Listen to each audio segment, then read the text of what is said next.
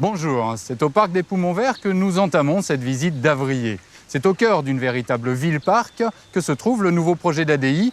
18 appartements, 22 maisons individuelles pour vivre ou habiter aux portes d'Angers.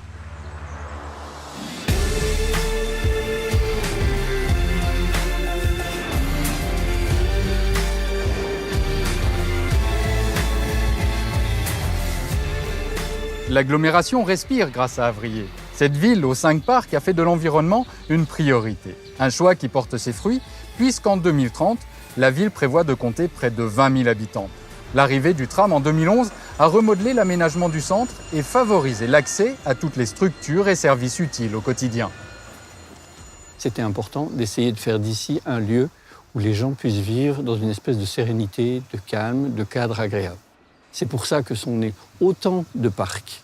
C'est aussi tous les cheminements doux qu'on essaye de créer dans notre ville. Des pistes cyclables, il y en a énormément. Et donc, par exemple, on a une ceinture verte qui fait 13 km et demi pour faire le tour de notre ville.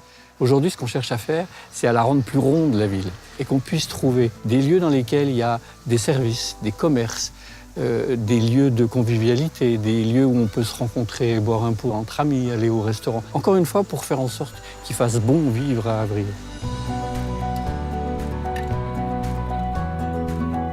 Avrier bénéficie d'un emplacement idéal en connexion directe avec l'autoroute A11 vers Paris. Plus proche, nous sommes collés au nord-ouest d'Angers, directement accessible par cette ligne de tram qui traverse le cœur de ville. Nous allons nous y arrêter, histoire de capter un peu l'ambiance.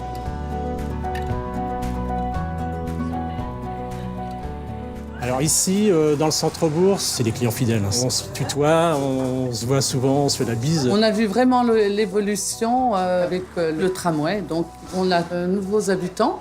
Ce sont des futurs clients. On ne peut qu'être ravis de les recevoir sur Avrier. Ça fait maintenant un peu plus de 3 ans et demi qu'on est installé.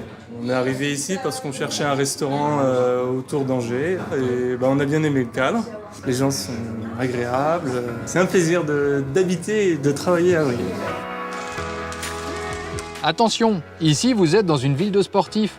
L'équipe de basket joue au niveau national et toutes les générations trouveront leur bonheur, de la piscine où se jeter dans le grand bain à la boule de fort où les anciens prennent bien soin des traditions.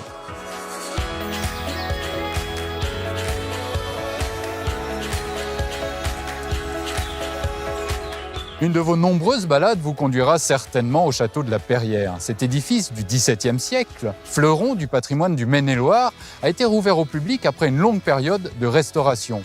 Vincent, bonjour. Bonjour Jean-Hugues.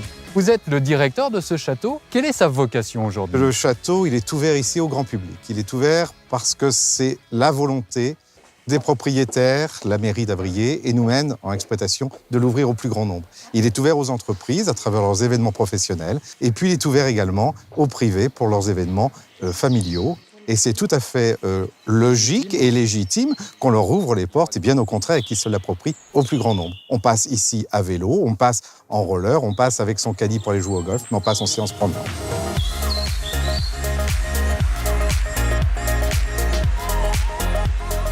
Bien, récapitulons. De là où nous sommes, nous avons le cœur d'Avrier, tous ses services à 500 mètres.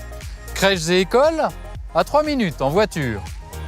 Le tram vers Angers à moins de 500 mètres. Et du verre là, ici, là aussi, encore là, partout.